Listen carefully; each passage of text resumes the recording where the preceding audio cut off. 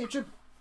I bought a new bass for myself. This is a, if you're following, I joined a Black Sabbath tribute band last week, and because they tuned down to drop C, I was using my 5-string bass. It's quite annoying because I've got lots of amazing 80s basses that are all 4-string that I could have played, but when I started using the low B to get the low notes, it was like, had to get one. So this is a Squier Protone P bass. It says Protone in this wee bit here, but it's it normally says original contour body. I was aware of the Protone series because my pal G has the 4-string version. There were 2 in the range. There was this one in this colour, the 5-string P bass, and his one is a black with a red tortoiseshell scratch plate 4-string with a black painted headstock. So that was it. There was only 2 of them. No other colour options or anything like that, and they only made them in 1997, I think. Did a wee bit of research last night. The problem with them, the problem was basically these cost more than twice what a standard Squier cost, and actually sort of exactly the same price. I think it was like 20 or 30 quid covered the Protone range, Mexican Fender and Japanese Fender. So you're going to buy one that says Squier on it, or you're going to buy one that says Fender on it, if it's only going to be 20 quid more. So I'd say that, I don't know if you got the 5-string one, but that definitely applies to the, like, there's Strats and Tellys. It's a Telly thin line. They were sort of the deluxe range of the Squiers. So I was looking up the 1997 catalogue, which you can find if you look up on internet. Just type in Squier catalogue, they've got them all. It's like, it's so easy. I was just talking to my pal there about how difficult it is to find out about Washburn guitars and all the Japanese guitars I like. You know, you spend ages going through all these threads and trying to find some information. This one you just type in what it is and there you go. That's what it is. So it's made in Korea in 97. Well, the serial number starts with a 6, so it was probably made in 96, but it's in the 97 catalogue. It's a 5-string bass, and as I said, because I'm playing this Black Sabbath band, I took in the one 5-string I've got, which actually which I painted silly. This is before I realised that I forgot that Striper existed. So this is my Ibanez. It's a GTR 75, and I was a wee bit naughty and I scratched off the bit that said Geo. But this was only available for 2 years, and the first year it wasn't a Geo and the second year it was, but it's the same bass, so I didn't feel it was that bad scratching off the thing that said Geo on it. And I put Warman pickups in it. There's other videos of this. But it's like, the thing about 5-strings I always find is they're really ugly, and that one I didn't think was that ugly, apart from I painted it silly, it was just black. That's not an ugly shape, and I don't think this is an ugly shape. Really, when I was looking up to get a second 5-string the other night, it was really the only ones I could find that I like the look of were the Fender jazz bass ones, and I'm not really a big jazz bass fan. I prefer a P bass. There's not an awful lot of P basses kicking about. I'm pretty sure there's a sort of standard range P bass from after this. Is what, 96, 97. I'm sure in the 2000s they did have a P bass and a jazz bass and 5-string, but this is also quite unusual about it is, I don't know if I've seen a 5-string with all 5 tuners on the top. Normally it's like 4 and 1 on the bottom. It's got its own type of pickups, which I don't really know what they are. It says in the catalogue that they're singles, and it's like, I just don't think they're singles being that size. They must be humbuckers, but I don't know. It's got like a high mass bridge with a big, same as my pal's 4-string one. It's got like a big extra beefy block on it, 2 volumes and a tone. It's got a really fat neck. I know you said it's a 5-string, but measuring it out, the Ibanez one has a 45mm. No, this has got 50, and it's like, it's a huge difference. If you know about basses, you know that a jazz bass is a really thin neck and a P bass is a really thick neck. Up here, a jazz bass is, I think it's 38mm, and a P bass is 40, so it's like 2mm different, and it feels really different. This is 5mm bigger than that one, and 10mm bigger than a P bass. So interesting. It's made of a really nice type of ash, which is not going to show up in this. Oh, you might be able to see it there a wee bit. It's quite grained, and it's got a mother of toilet seat scratch plate, which I'm not super chuffed with. It's got decent, good tuners on it. They're small on the back though, which is strange for bass tuners. They're normally a bit more chunkier than that. So yeah, so I'm playing through my wee 60-watt Stag, which I'm not sure I'm going to be able to play with in the Black Sabbath band. I don't know if it's big enough. I might. I'm really loath to take this thing out because it weighs an absolute fucking ton. It really is total break your back trying to carry these things out.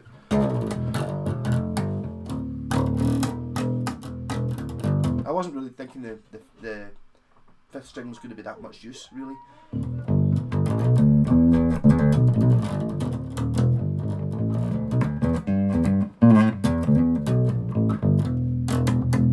But you do notice it when you're playing through like a big amp at volume, just in the house. It's maybe not quite so. When you've got the volume off,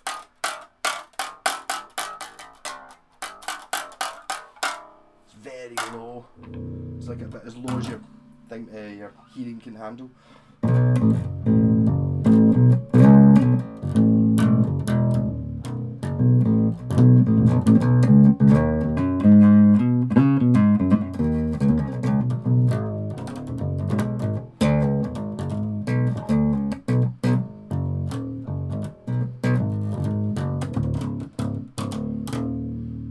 I don't really know why. I suppose I'm going to try and learn how to use the two pickups. That's one of the reasons I always like P-basses, just got one pickup, no messing about. Maybe mix the two together. We're playing Sabbath. I think I'll be going for all the tone off.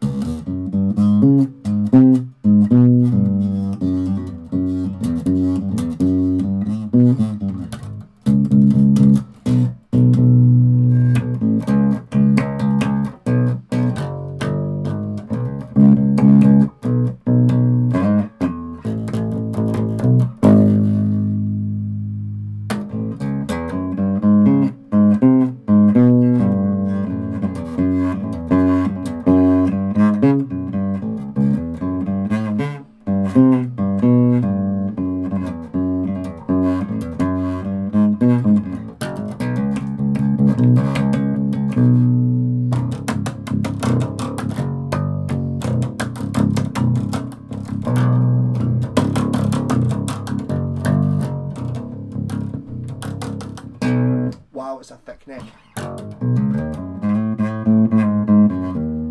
Yeah, so I've seen the Protone Strats and Tellies go for big money these days.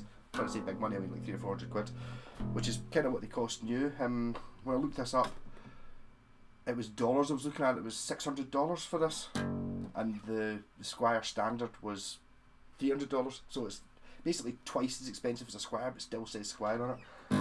Like the deluxe range, I've not actually worked out yet where it's made. It says crafted in Korea, so it's Korean, but I don't know which factory, whether it's a Samick or anything like that, or how that fits into the Squier, because I know that some of them are more, the ones with the E serial number, the Young Chang ones, are more desirable than other ones, and I'm not really a huge Squier fan, even though you wouldn't think it, since the last three I've bought have been Squiers. I've got the Mustang, and I've got the normal P-Bass, or the Mike Dunt P-Bass, which I really liked. I took that into the studio, but I had to play the 5 strings, so I needed the extra note. I'm now considering possibly detuning them, or maybe just fitting some of my fancier basses with like the fat 4 strings off a 5 string, so you get the low E. I need to, they're not as noisy now, I need to get the pots back working again. I think this bass has been sitting not unused for, I don't know, the last 10 years or something like that. I don't know, it's not really noisy anymore. I think this one a wee bit scratchy, but not too bad. Just again, for testament for how much difference it makes to a guitar if it's not been used in 10 years or 20 years and it's manky, taking the thing to bits and cleaning it, and it feels so much better than it did when I got it last night. You know, just getting the bridge so it's not get all the fluff and stuff in it. I mean, really the only way to do it is to take it to bits. I took the tuners off and gave them a clean and tighten them all up in the front, and then suddenly everything just goes and it becomes a solid working thing. I even actually boiled the strings on it just because I can't afford to buy new ones. And I heard that Black Sabbath used to boil the strings, so I gave it a shot. And it did clean them up. The guy said that he put strings on it about a year ago, but he's not played it since then. So the thing about boiling them is boiling doesn't get rid of the flat spots and the lumps. but it does get rid of the dirt and the rust. So if I end up using this well, I might treat myself to a brand new set of strings. It's so low.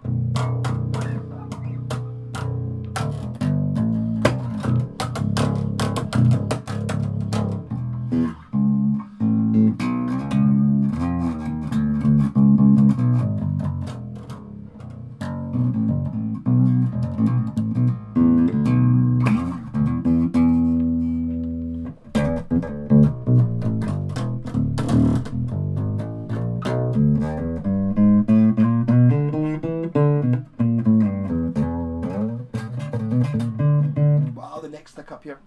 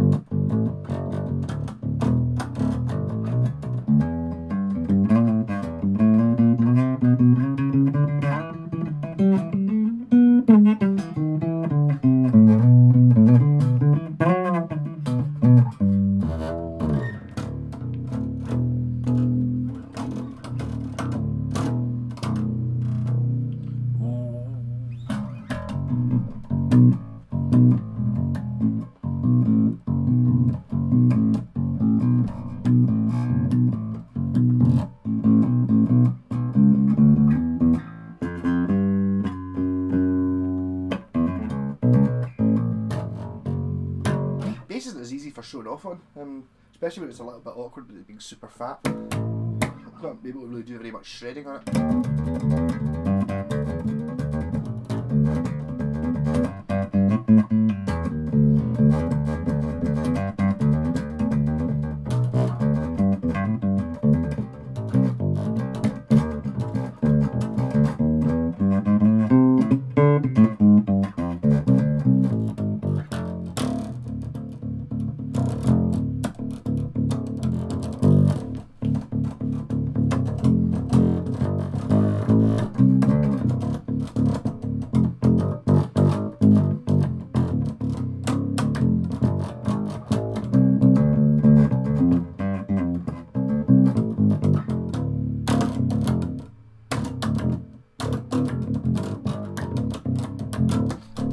Also, I think one of the problems with the 5-string with the floppy B is you'll be able to hear it just now because the mic's right there.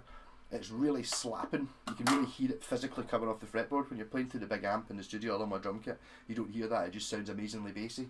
Whereas you're playing it in the house, you can totally hear it flapping away.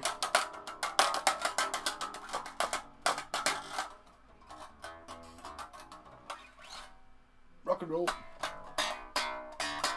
See you on the roads, perhaps. See you later.